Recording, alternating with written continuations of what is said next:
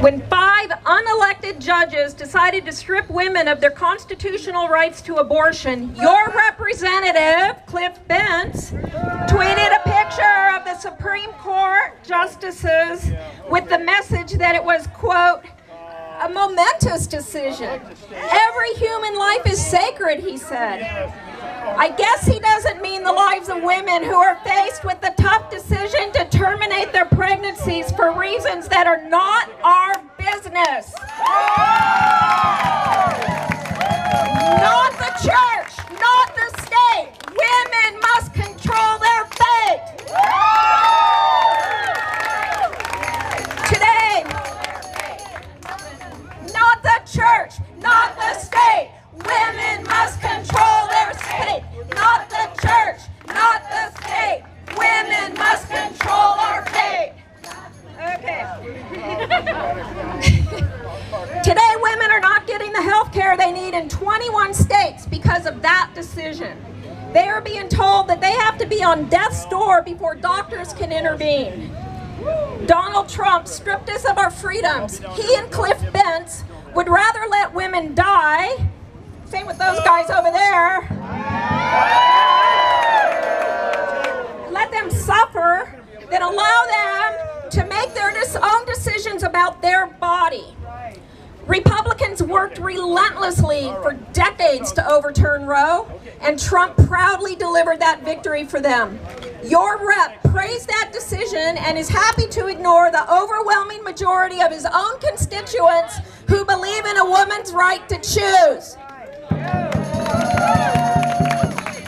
MAGA Republicans will not stop at abortion.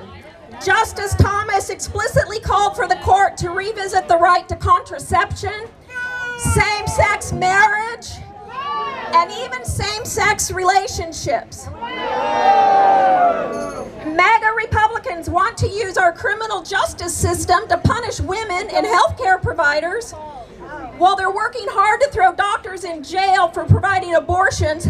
Their own party leader is a convicted felon!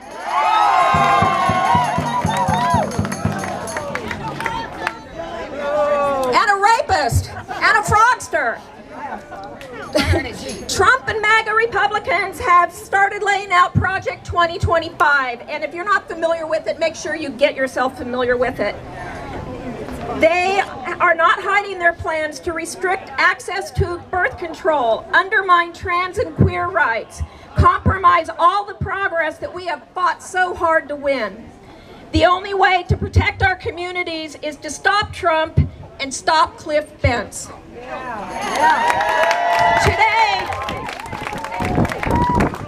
Today on the plaza, we have several people who have promised to protect our rights. They're running for office this November. Will everyone who's a candidate or an elected official raise their hand?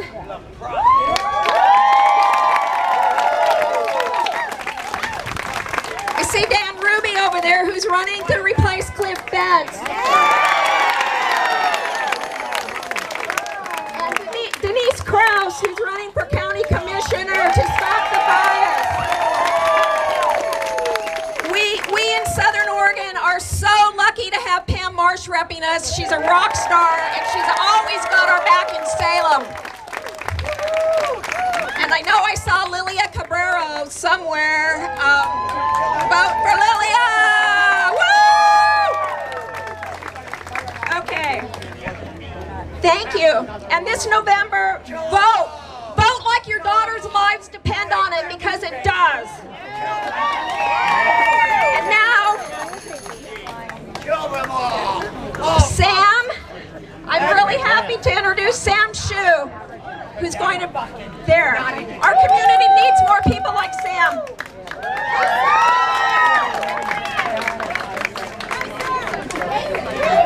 On January 22nd, 1973, the Supreme Court decided that women had a fundamental right to choose whether or not to have abortions without excess government restriction. And on June 6, 2022, almost 50 years later, the same Supreme Court overturned that decision. Ultimately, this decision decided that women do not have a constitutional right to bodily autonomy. Let's break that down into layman's terms. In the United States, women are no longer protected by our government to decide if they will need an abortion, and in some states, that means for any reason. From rape victims becoming pregnant to mothers struggling from birth complications, women all over the country now have to wonder if they will be punished for making a choice over their own bodies. I am not necessarily discussing whether or not abortions are or are not correct. Let me be clear. I am not discussing the morality of making that kind of decision, because unless you are the one making that decision, you do not have a right to tell someone whether or not it's wrong.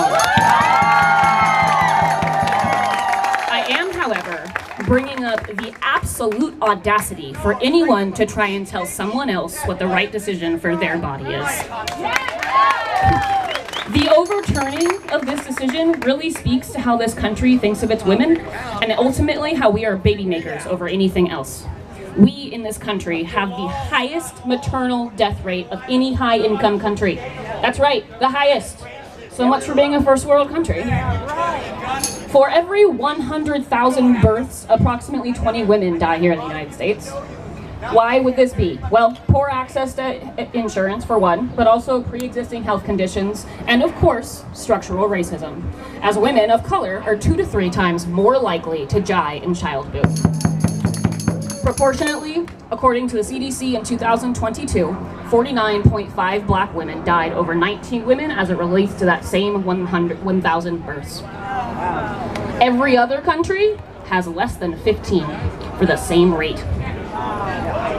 As a woman of color, I wanted to dig a little deeper into these medical disparities. Personally, I have a complicated relationship with my own ability to give birth. To be completely honest, I don't know that I can even get pregnant, let alone give birth. I suffer from fibroids, and though 20 to 80% of women in the United States can develop fibroids, women of color, and black women specifically, are 2 to 3 times more likely to have reoccurring fibroids or complications, and at a younger age. These complications can lead to infertility, pregnancy loss, and placental abruption. I fear experiencing one of these complications because I am one of the thousands of women who experience complications from fibroids every year. These are just some of the facts that I personally believe require for women to have bodily autonomy. We need to be able to decide what is right for our body when the moment calls for it.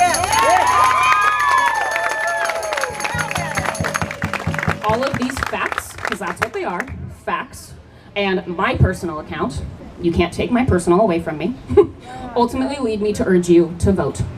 Vote loud and proud and often. I believe that all of our differences are part of what make this country special. We should celebrate our democracy by exercising our rights to put in our say-so. To make your voice heard, you must vote. I realize that there are a lot of things happening in this country right now that make it seem like your voice isn't going to be heard, even if you vote. But allow me to put it in a different way. When you fill up a glass of water, every little droplet counts before it spills over. But if you don't add your droplet, then the glass will never fill up or even spill. We need for every eligible person to add their drop to that glass, so the spill must be acknowledged. Help your country to listen to its people by refusing to simply let others tell you what to do because you didn't vote.